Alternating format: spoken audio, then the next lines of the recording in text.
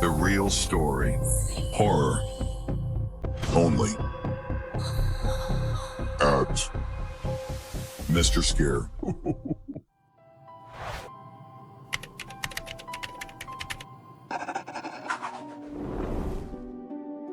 When I was young, every December meant snow forts, sledding, and, most importantly, snowmen. My little sister Ellie and I would spend hours outside, our cheeks red and noses numb, shaping snow into lopsided creations. Each year, we tried to outdo ourselves, crafting elaborate snowmen with sticks for arms, scarves from old coats, and pebbles we'd dig up from beneath the snow. But one winter, when I was 12 and Ellie was 9, we moved to Whistling Pines, a small town nestled in the mountains. The town was tiny, its population barely scraping a few hundred, but it had something we'd never had before, a massive untouched field that stretched behind our house. That's the perfect spot for snowmen, Ellie declared when she first saw it. Our parents smiled indulgently, encouraging us to explore. They were busy unpacking, and we were happy to escape into the frosty expanse. What none of us knew was that Whistling Pines had its own traditions, ones the locals didn't like to talk about. And the snowman we built that year was something I would never forget. The first snowfall came early that December, blanketing the town in soft, powdery snow. Ellie and I were out in the field by mid-morning, bundled in our thickest jackets and gloves, rolling snowballs until they were almost too heavy to push. Bigger! Ellie insisted, her voice muffled by her scarf. It has to be huge. We worked tirelessly, stacking 3 massive snowballs on top of one another. When we were done, the snowman towered over us, nearly 7 feet tall. Its head was slightly lopsided and its body leaned precariously, but Ellie beamed with pride. We need a face, she said, rummaging through her pockets for pebbles. We gave it coal-black eyes, a jagged smile made of broken twigs, and a carrot for a nose. Ellie draped one of Dad's old scarves around its neck and jabbed 2 thick sticks into its sides for arms. Perfect, she said, stepping back to admire our work. The field was silent except for the crunch of our boots in the snow. The sun was setting, casting long shadows across the ground. The snowman's dark eyes seemed to catch the fading light, glinting faintly. Do you hear that? Ellie asked suddenly, tilting her head. I paused, listening. The wind was picking up, whistling softly through the pines at the edge of the field. It's just the wind, I said, shrugging. But Ellie didn't look convinced. That night, I woke to the sound of something tapping against my window. At first, I thought it was a branch swaying in the wind, but when I looked outside, I saw the snowman. It was still standing in the field, but it seemed closer than before. The moonlight cast eerie shadows across its face, making its jagged smile look more sinister. I shook my head, convincing myself it was just my imagination, and climbed back into bed. The next morning, Ellie was already at the breakfast table when I came downstairs. She looked pale, her usual excitement dulled. "What's wrong?" I asked, pouring myself a glass of orange juice. She hesitated, then leaned in close. I think the snowman moved. I nearly choked on my drink. "What are you talking about?" I saw it. She insisted, her voice barely above a whisper. Last night, I looked out my window, and it wasn't where we left it. I laughed, but it sounded forced. Maybe the wind knocked it a little. Snowmen don't move, Ellie. She didn't look convinced, but she didn't argue. That evening, we went back outside to check on the snowman. To my surprise, it did look different. The scarf we'd tied around its neck had unraveled, and one of its stick arms pointed upward, as if reaching for something. Ellie grabbed my arm. You see it, don't you? "It's just the wind," I said again, though the words felt hollow. We fixed the scarf and adjusted the arm, but as the sun dipped below the horizon, I couldn't shake the feeling that something was off. The snowman's shadow stretched unnaturally long across the field, its dark eyes following us as we walked back to the house. That night, I heard the tapping again. It was louder this time, more insistent. I pulled the covers over my head, willing it to stop, but the sound didn't go away. When morning came, Ellie's voice jolted me awake. It's closer. She cried from the hallway.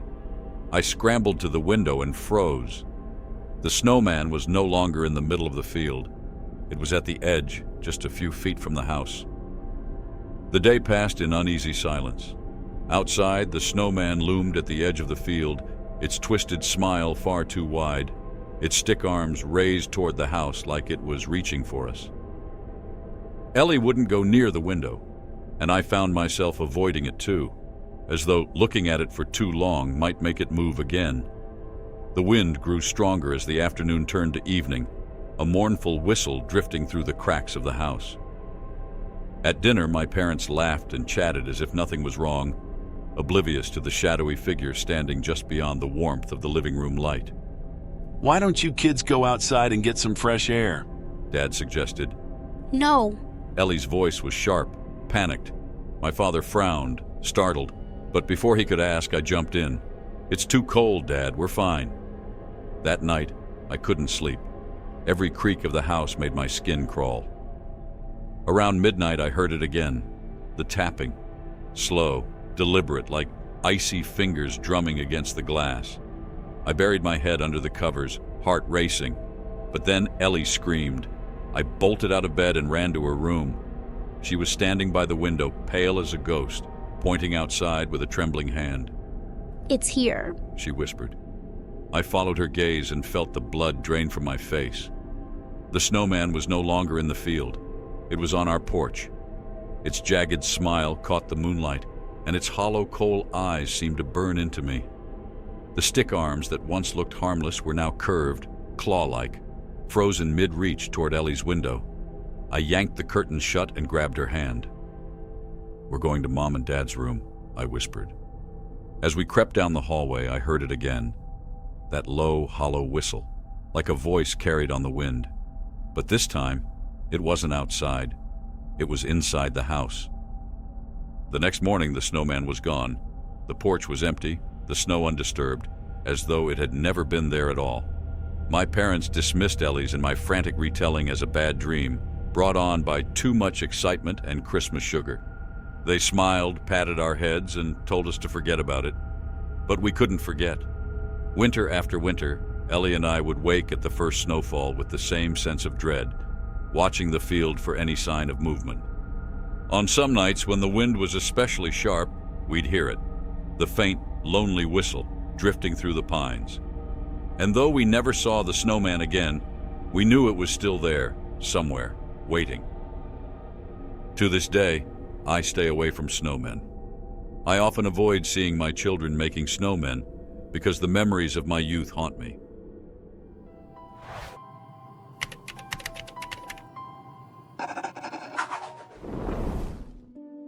It started with a creak, the kind of noise a house makes when it settles at night, familiar, but out of place in the silence. I was alone in the living room, surrounded by the soft glow of Christmas lights, when I heard it again, a faint groan, this time coming from the staircase. At the foot of the stairs sat the chest. It had always been there, an unremarkable wooden box, tucked away like a forgotten piece of furniture. I'd never paid much attention to it before, but that night, with the house shrouded in shadows and the fire flickering low, the chest felt different. It felt present. I don't know what compelled me to open it.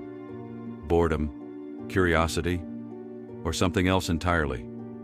As I knelt beside it, the air grew colder, and the crackle of the fire seemed distant, as though the room itself was holding its breath. My fingers brushed the latch, and with a reluctant creak, the chest opened. Inside, I found layers of ornaments, their colors dulled with age. At first, it seemed ordinary enough, just boxes of forgotten decorations no one had cared to hang. But as I sifted through, I found something buried beneath the others. A small bell, blackened and cold, wrapped tightly in a brittle cloth. I held it in my hand, feeling a strange weight that had nothing to do with its size. A low chill crawled up my spine as I turned it over, the tarnished surface catching the faintest bit of light. For reasons I couldn't explain, I decided to hang it on the tree. And that's when everything changed. It was Christmas Eve, and my parents were out delivering cookies to the neighbors. The house was quiet except for the faint crackle of the fireplace. I was in the living room, admiring our tree, when I noticed the chest sitting by the base of the staircase. The ornaments had already been hung, the tree glowing warmly in the dim light, but something about the chest drew me in.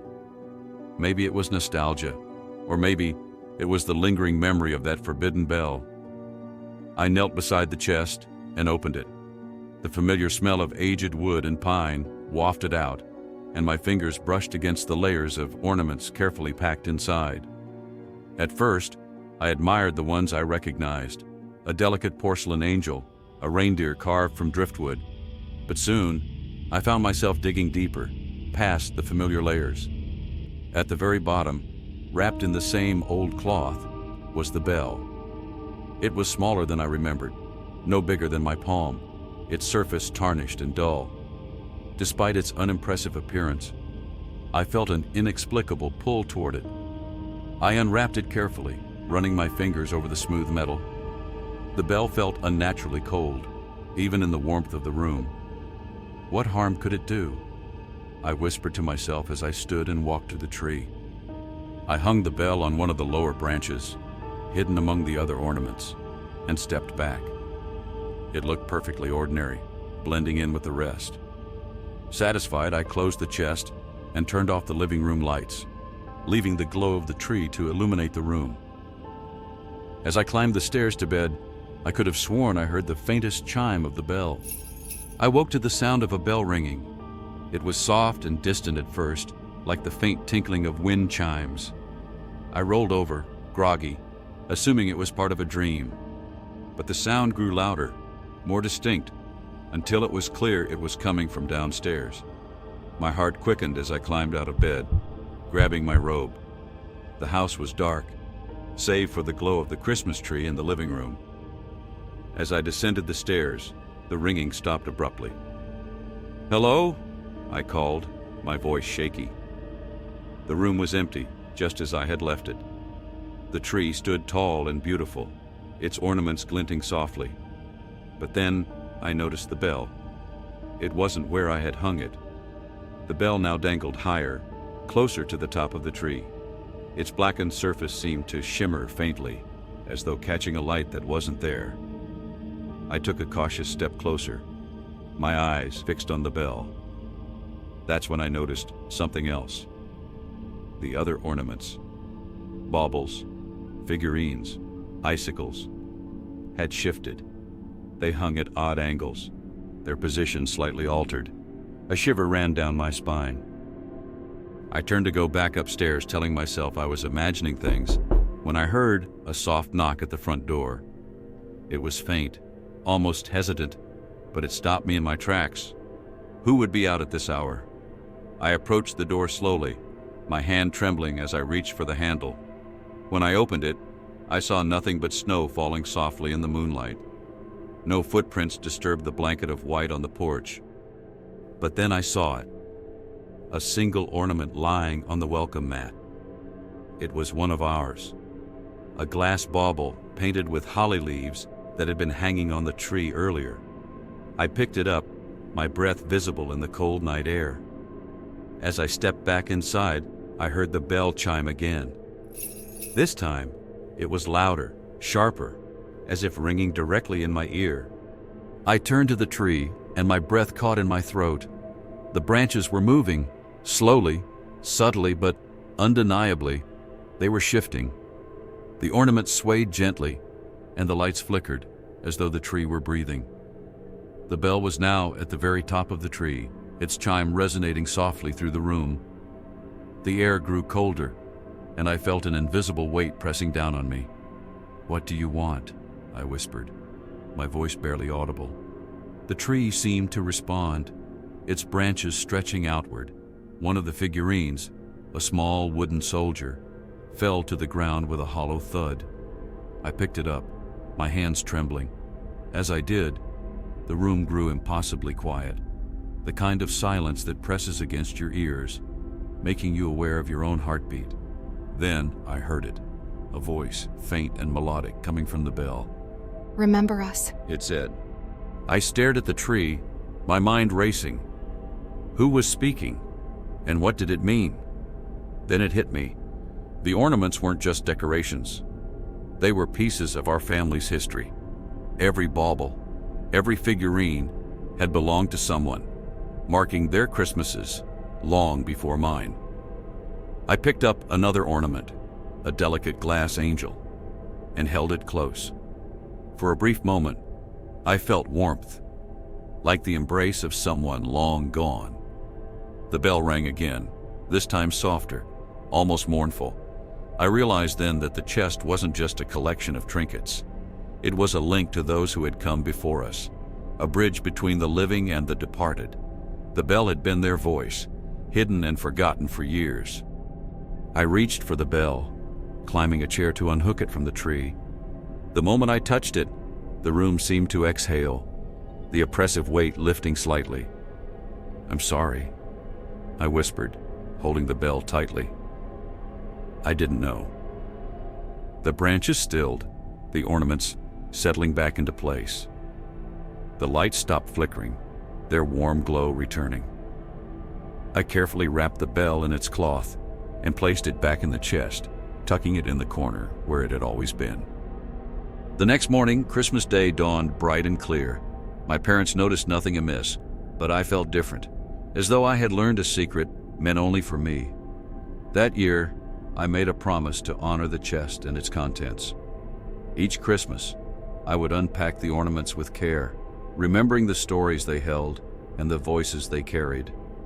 And though the bell remained in the chest, its chime still echoed softly in my memory, a reminder that some traditions are more than they seem.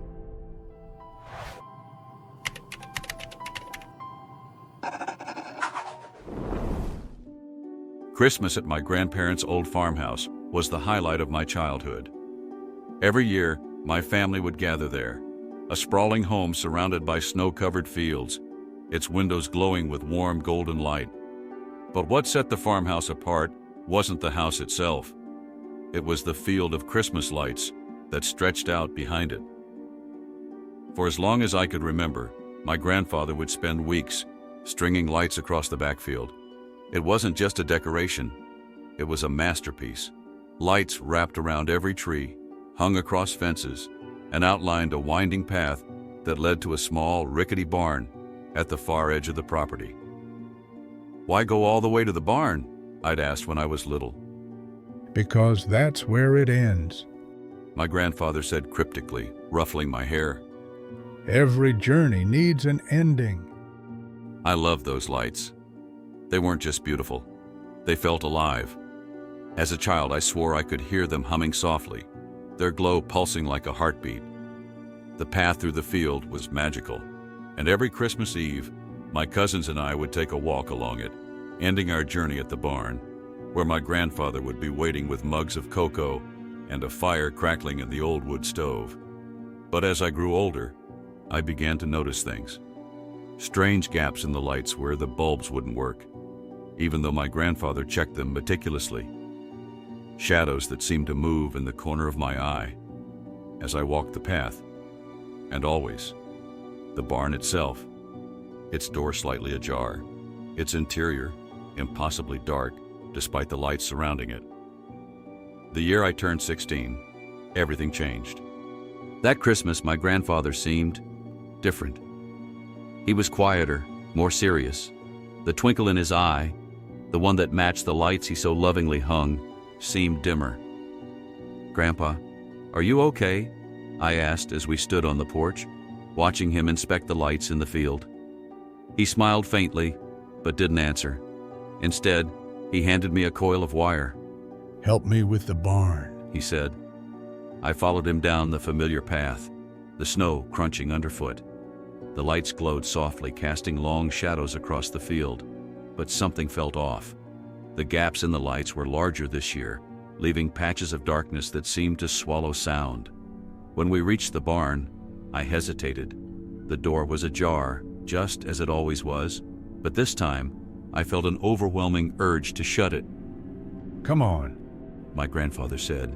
stepping inside. His voice was calm, but his movements were hurried, as though he didn't want to linger. Inside, the barn was cold and musty, the air heavy with the scent of old wood and something else, something sharp and metallic. My grandfather set to work, stringing lights along the rafters, his hands steady despite the chill. "Why do we always end here?" I asked, my voice echoing in the empty space. My grandfather paused, the lights casting a strange glow on his face. Because this is where they wait. He said softly. "Who?" He didn't answer. That night, as the family gathered around the fire, I found myself drawn to the window. The lights in the field twinkled invitingly, but the gaps seemed to have grown wider, the darkness between them deeper. Don't go out there tonight. My grandfather said suddenly, his voice firm. Why not? Sometimes the lights lead you where you're not supposed to go. The words sent a chill down my spine. When everyone else had gone to bed, I stayed awake, staring out the window. The lights called to me, their soft hum louder than ever. And then I saw it, movement at the edge of the field. A figure barely visible stood in one of the dark gaps. Curiosity and dread warred within me, but curiosity won. Wrapping a blanket around myself, I slipped outside. The cold was biting, but the light's soft glow seemed to warm the air around them. As I walked down the path, the gaps in the lights grew larger. The figure was gone, but the hum of the lights grew louder, almost like whispers. When I reached the barn, the door was fully open. Light spilled out, casting long, flickering shadows across the snow. I stepped inside, my breath visible in the freezing air. The barn was empty, or so I thought. In the far corner, something moved, a faint outline of a person, their shape shifting and indistinct. They weren't standing, they were floating, their form barely anchored to the floor. And then they turned. The figure wasn't human, not entirely. Its face was blurred, as though I were seeing it through frosted glass. Its eyes, however, were painfully clear, 2 points of light, brighter than any bulb my grandfather had ever hung. "Why are you here?" It asked, its voice a whisper that filled the entire barn. I followed the lights, I stammered. It tilted its head, the movement slow and deliberate. "The lights are not for you." Before I could respond, the barn seemed to shudder. The figure raised a hand, and the lights strung along the rafters flickered, their glow dimming until only darkness remained. "You must leave," it said, "before the others come." I ran. The snow was deeper now, the path harder to follow. The lights flickered erratically, their hum turning into a low droning sound that vibrated in my chest. When I reached the house, my grandfather was waiting on the porch, his face pale. You went to the barn. He said. It wasn't a question. There was something there, I said, my voice shaking. He nodded slowly. I told you, the lights lead to places you shouldn't go. The next morning, the lights were gone. Not just the ones in the barn, but all of them. The field was bare, the snow untouched. My grandfather said nothing as we packed to leave, but I could see the fear in his eyes. That was the last Christmas we spent at the farmhouse. My grandfather passed away the following summer, and the house was sold soon after. Years later, I returned to the farmhouse. The new owners had left it to decay, its windows boarded up and the fields overgrown. But as I stood at the edge of the property, I saw them, the lights. They stretched out into the field, brighter than I'd ever seen them, their hum echoing softly in the cold air. And at the end of the path, the barn door stood open.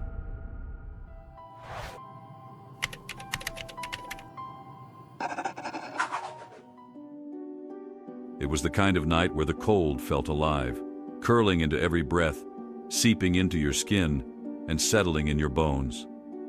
The snow fell steadily, blanketing the small town in an oppressive stillness, as if the world had been muted. No laughter, no car engines, not even the crunch of boots on snow. It was the quiet that made the hum stand out, a faint, almost imperceptible vibration in the air, like a voice carried on the wind from somewhere far away. I first heard it when I was 8 years old. That Christmas Eve, my parents took me to the town square, bundled in scarves and thick coats. It's a tradition we don't skip, My father said, his tone making it clear there would be no argument. I didn't know what to expect. Maybe a tree lighting, cheerful carolers, or steaming cups of cocoa. But the square was nothing like that. There were no twinkling lights, no festive decorations. Just the old stone gazebo at the center, its weathered pillars crusted with ice. The tall pines that encircled the square loomed like silent guardians, their branches heavy with snow. Around the gazebo, people gathered, their candles casting weak, flickering light against the encroaching darkness. They formed a circle, their faces unreadable in the shadows, and then they began to sing. But this wasn't the joyous harmony I'd imagined. It was haunting. The melody was uneven, twisting unnaturally through the freezing air, as if the notes didn't want to hold together. And the lyrics, if you could even call them that, weren't in any language I knew. The words rolled off their tongues in guttural whispers and elongated sounds that felt alien, wrong, like they weren't meant for human voices. I tugged on my mother's sleeve, clutching her hand tightly. "What is this song?" I whispered. "Where did it come from?" She didn't answer right away. Her lips pressed into a thin line and her eyes darted to the pines, as if she expected to see something move in the shadows. When she finally spoke, her voice was low, almost drowned out by the hymn. Some things don't come from anywhere. They've always been here. Her answer didn't make sense to me then, but I didn't press further. Something about the way she spoke made me afraid to ask more. As the years passed, the memory of that night burrowed into my mind like a splinter. The melody lingered, resurfacing in the quietest moments. On snowy nights, when the world felt heavy with silence, I could hear fragments of it, echoing faintly as if the town itself was humming under its breath. I learned that many people in town had stopped going to the square for the hymn. They said it was an old superstition, a relic of a past no one remembered. But I couldn't let it go. That song wasn't just some quirky tradition. It felt alive, like it carried a story no one dared to tell. By the time I was old enough to go alone, I understood something my younger self couldn't. The hymn wasn't for the people. It wasn't even for the town. It was for whatever lay beyond the pines, in the dark. And on the coldest nights, I swore I could hear it singing back. It was my first Christmas Eve back home after years away at college. The moment I stepped off the bus, the town greeted me with a stillness that felt almost deliberate. The snow fell in soft, unbroken flakes, coating the narrow streets and rooftops of the small, unchanging town. Everything looked as it always had. Quaint houses adorned with wreaths, the smell of chimney smoke in the air, and strings of simple white lights framing the few storefronts still open. But there was something else, something beneath the surface that I couldn't quite place. When I arrived home, my parents greeted me with warm smiles, yet I couldn't shake the feeling that they were guarded. Dinner was as festive as always. Roast beef, mashed potatoes, and the cranberry sauce my mother insisted on making from scratch every year. But there was an unspoken tension in the air, like everyone was carefully choosing their words. After the plates were cleared, my mother handed me a candle, the same way she had every year when I was growing up. Be careful this time, She said, her voice quieter than I'd ever heard it. Careful? I asked, holding the candle between my fingers. Just make sure you sing every note, She said, her gaze avoiding mine. I laughed nervously, thinking it was one of those cryptic things parents said to tease you, but her expression didn't change. Her lips pressed into a thin line, her eyes flicking toward the window. Why wouldn't I sing every note? I asked again, trying to sound casual. She didn't answer. Instead, she turned back to the kitchen, leaving me with the candle and a faint unease curling in my chest. Later that night, as we joined the small procession of neighbors heading to the square, the chill in the air felt sharper than I remembered. Everyone walked in near silence, their boots crunching in the fresh snow. The town square wasn't far, but the journey felt longer this time, as though the cold itself weighed us down. The stone gazebo at the center loomed against the dark backdrop of the pine trees, its outline barely visible in the candlelight. When we arrived, the hymn began. At first, the melody was exactly as I remembered, haunting yet strangely beautiful. The voices around me rose in solemn unison, each note carrying an air of reverence. But as the song went on, something felt wrong. There was a gap. The melody, which I had heard so many times as a child, wasn't complete. A single note was missing, a high, sustained sound that should have followed the others, but didn't. The absence left an odd void in the harmony, like a door left ajar in an otherwise sealed room. I glanced around, wondering if anyone else noticed. My parents stood stiffly, their candles flickering in the icy wind. My mother's lips moved methodically, her gaze fixed firmly on the snow at her feet. No one else seemed to falter. As the hymn reached its final verse, the missing note became more pronounced. It was as if the song itself was incomplete, unraveling into something less than it had always been. When the last word was sung, the crowd began to disperse as they always did, quietly, without applause, without so much as a word exchanged. I followed my parents, the flame of my candle trembling in the wind. But as we turned to leave, I heard it, soft and faint, just at the edge of the woods. It was a high-pitched hum, like the voice of a child, weaving through the cold night air. It carried the missing note, the one the song had left behind. I froze, my breath catching in my throat. "Did you hear that?" I whispered, clutching my mother's arm. She didn't answer. Her grip tightened on my sleeve and she hurried me along. But even as we walked away, the sound lingered, growing fainter with every step. And just before it disappeared entirely, I swore I saw something shift in the shadows of the trees. A figure, small and pale, standing perfectly still, as if it had been watching us all along. That night, sleep was impossible. I lay in bed staring at the ceiling, the absence of that single note from the hymn reverberating in my mind. It wasn't just missing. It felt stolen, deliberately removed, leaving the melody hollow and incomplete. I hummed it softly to myself, trying to fill in the gap, but the more I tried, the more it gnawed at me, an unsolvable riddle. And then I heard it again, the humming. It was faint at first, carried on the icy wind that crept through the cracks in my bedroom window, but as I listened it grew clearer, drifting through the stillness of the night like a voice calling from far away. I sat up, my heart pounding. The sound wasn't coming from inside the house, it was outside, somewhere near the woods that bordered our backyard. Wrapping myself in a heavy coat and slipping on my boots, I crept downstairs. The house was dark and silent, my parents asleep in their room. For a moment I hesitated by the front door, my fingers hovering over the latch. I told myself to go back to bed, to ignore the sound and wait for morning. But the humming didn't stop. I opened the door.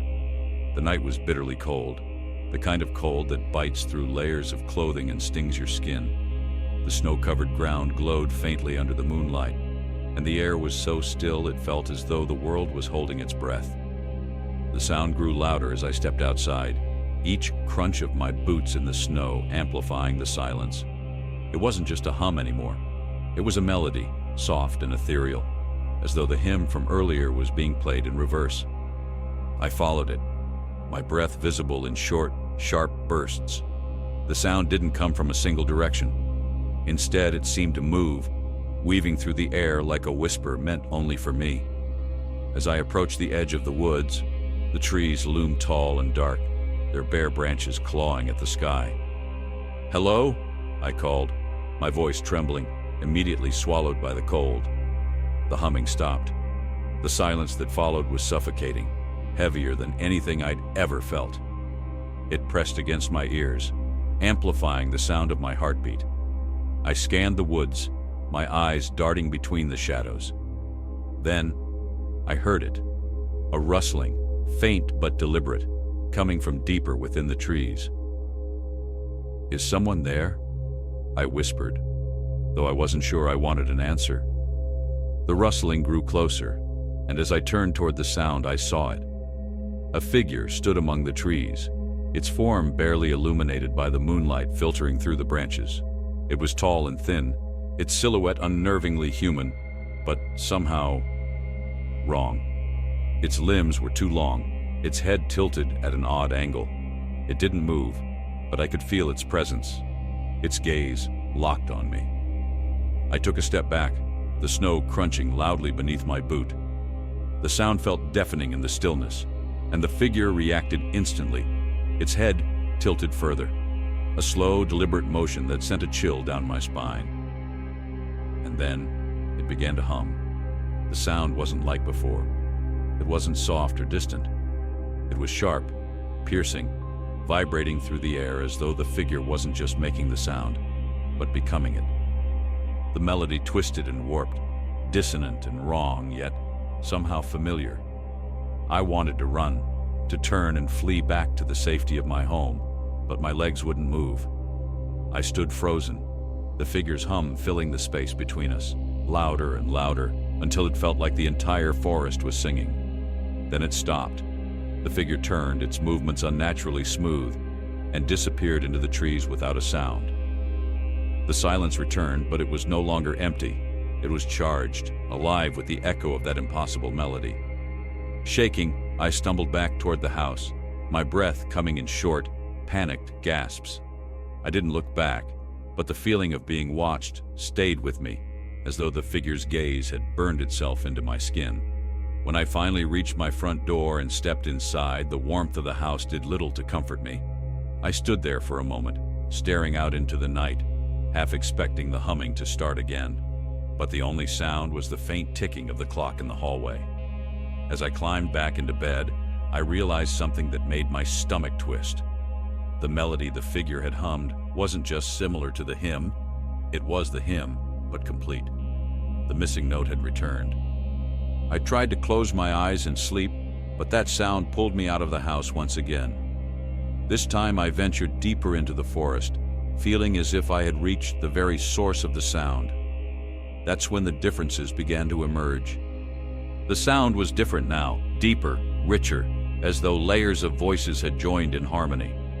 It was no longer a solitary hum but a melody, swelling and resonating, filling the air like a chorus rising from the depths of the forest. The voices weren't human, yet they carried an unsettling beauty, like the haunting notes of a forgotten song. I didn't wait to understand it. I turned and ran, my boots sinking into the snow with every frantic step. The cold bit at my face, the air sharp in my lungs, but I didn't dare stop. The melody followed me, growing louder, chasing me through the woods. The trees seemed to close in, their skeletal branches swaying unnaturally in the still air. Shadows danced at the edges of my vision, moving with an eerie grace that felt neither real nor imagined. For a moment, it felt as though the forest itself was alive, its roots and limbs pulling me deeper into its grasp. When I reached the edge of the woods, I risked a glance back. The figure was gone, but the melody lingered, hanging in the air like a ghostly echo. It didn't stop suddenly. It faded, slowly unraveling into silence, as though it was retreating into the darkness, waiting for me to follow. I stumbled up the porch steps, my hands shaking as I fumbled with the door. The warmth of the house wrapped around me as I stepped inside, but it did nothing to still the icy dread crawling through my chest. My parents were in the living room, their faces pale and drawn. My father stood by the fireplace, his hands clenched tightly at his sides. My mother sat on the edge of the couch, her eyes wide, her hands gripping her knees so tightly her knuckles were white. You went into the woods, my father said, his voice tight, almost accusatory. I heard something, I stammered, my breath still coming in short gasps. Someone was out there. At my words, my mother's head snapped up and she exchanged a look with my father. It wasn't confusion. It was fear, sharp and unmistakable. You didn't follow it, did you? My mother asked, her voice trembling. Follow what? I asked, my heart pounding harder now. She didn't answer. Her lips pressed into a thin line and she turned to my father, her expression pleading. We need to tell them. They need to know. My father shook his head, his jaw tight. No, not yet. Tell me what? I demanded, my voice rising. What's going on? My mother's gaze flicked back to me, her eyes brimming with worry. You shouldn't have gone out there. The hymn, it's not just a song, it's a call. A call to what? Her answer was barely a whisper. To them. A heavy silence fell over the room, broken only by the faint crackling of the fire. My mind raced, trying to piece together what they weren't saying. "Who are they?" I asked, my voice shaking. My father took a step closer, his eyes dark. The carolers, He said. they've always been here long before us, long before this town. The hymn belongs to them. And if you hear it, you must never answer. But I didn't answer, I insisted. I just... Going into the woods is enough. My mother interrupted, her voice trembling. You crossed into their place. You heard their song. I shook my head, my chest tightening with a mix of fear and frustration. I don't understand. What do they want? My father's expression darkened. They don't want anything. They just are. The cryptic response did nothing to ease the dread twisting in my stomach. My parents fell silent, their faces a mixture of fear and resignation. That night I sat in my room, staring out the window at the dark line of trees. The melody was gone, but the memory of it lingered, looping endlessly in my mind. It wasn't just a song, it was something alive, something ancient, and I had no idea what I had awakened by listening to it. As I turned away from the window, I caught one last glimpse of the woods. For a brief moment I thought I saw movement, a flicker of light among the trees, like a candle being carried through the darkness, and then it was gone. Christmas Day dawned with a fragile stillness, the kind that felt unnatural rather than peaceful. Snow fell in thick, heavy flakes, blanketing the streets in a pristine white that absorbed every sound. Even the usual creaks and murmurs of our old house seemed subdued, as if it too was holding its breath. As I sat at the breakfast table, staring at my untouched plate of eggs and toast, I couldn't shake the sensation that something had shifted. The air itself felt different, heavier, as though the snow outside wasn't just falling but pressing down on the town like a shroud. After breakfast, I bundled up and stepped outside, drawn by a restless curiosity. My parents were quiet, their usual holiday cheer dampened, and I needed to escape the stifling unease that hung over the house. The streets were eerily empty, the kind of quiet you'd expect late at night, not on Christmas morning. When I reached the town square, my stomach tightened.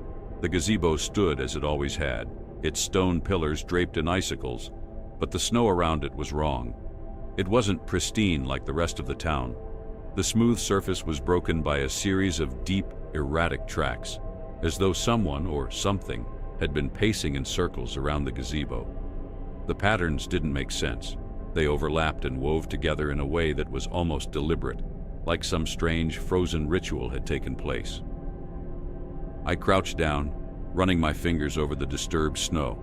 The tracks were too large to belong to a child, and their depth suggested a weight that was inhumanly heavy. The air around the gazebo felt colder than the rest of the square, sharp and biting against my exposed skin. What are you doing out here? I jumped, spinning around to see my mother standing a few feet away. She looked pale, her breath visible in the icy air. "There are tracks," I said, gesturing toward the gazebo. "Someone was here last night." She glanced at the snow, her lips tightening. Probably just kids playing. She said quickly, too quickly. "Kids don't make tracks like this," I replied, my voice rising. "You know something, don't you?"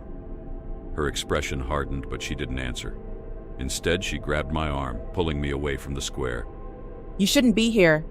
She said firmly. Let it go. That night, as the town fell into a heavy, unnatural silence, the voices returned. It began softly, the same eerie melody drifting on the wind like an uninvited guest. At first, I thought I was imagining it, but as the minutes passed, the sound grew louder, more distinct. I lay frozen in my bed, the thin blanket pulled up to my chin as the hymn filled the air around the house. This time, it wasn't just the familiar, haunting tune I'd heard before. The missing note had returned, slotting into the melody with unsettling precision. The hymn was complete now, but instead of bringing closure, it felt wrong, distorted, as though it had been waiting to unleash its full power. The voices were louder too, and no longer sounded entirely human. They blended together in an otherworldly harmony, rising and falling in waves that seemed to vibrate through the walls of the house. It wasn't just sound, it was a presence surrounding me, pressing in on me from all sides. I clutched the blanket tighter, my breath coming in shallow gasps. My parents' room was down the hall, but I didn't dare move. I wasn't sure the voices would let me. Then, as suddenly as they had started, they stopped. The silence that followed was suffocating, thicker than the darkness that filled the room. I waited, straining to hear anything. Footsteps, the creak of the house settling. But there was nothing. Just an emptiness that felt more terrifying than the voices had been. And then I noticed it. The window. It was open, just a crack, the curtain swaying gently in a breeze that shouldn't have been there. The morning dawned cold and gray, but my unease had grown sharper than the chill in the air.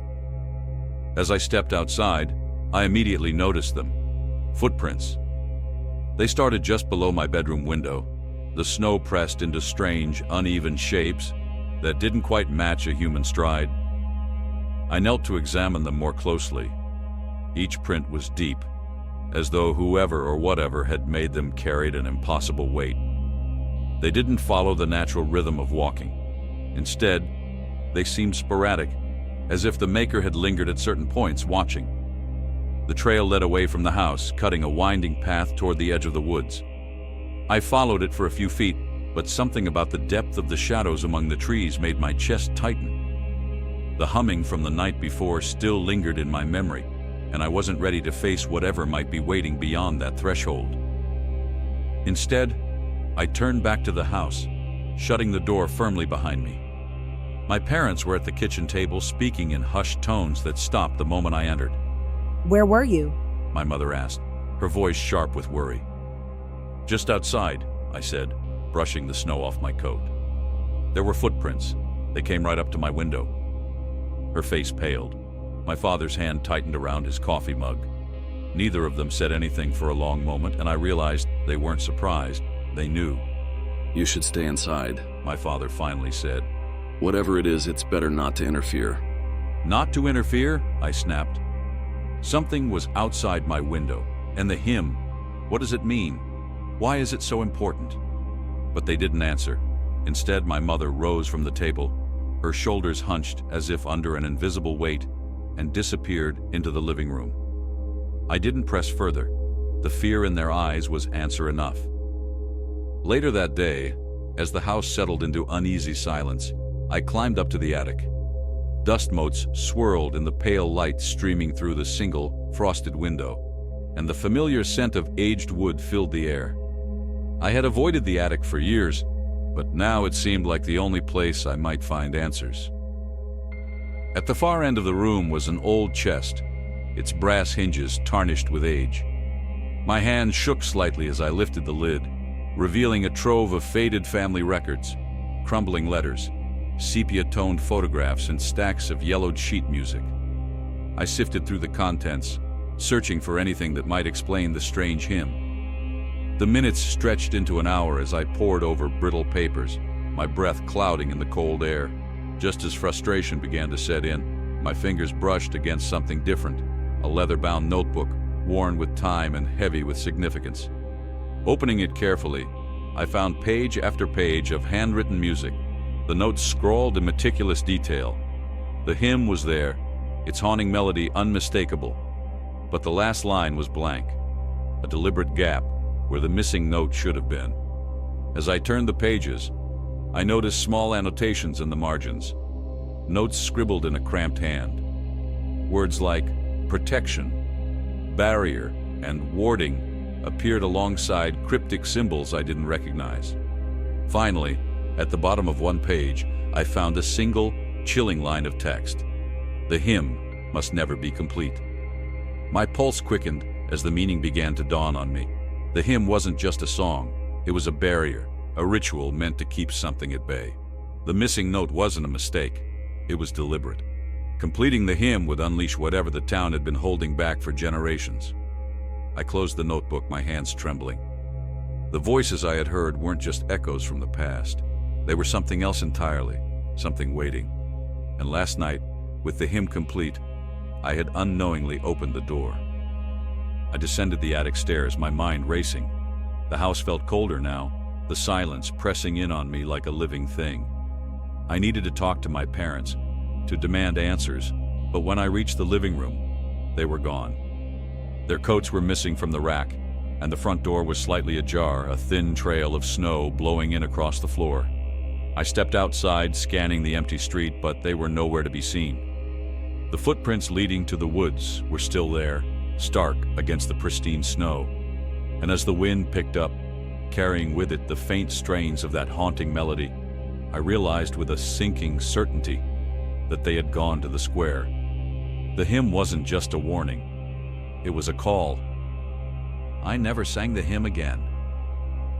The following year, I left town. It wasn't a dramatic escape, just a quiet departure under the guise of pursuing college, work, and a new life.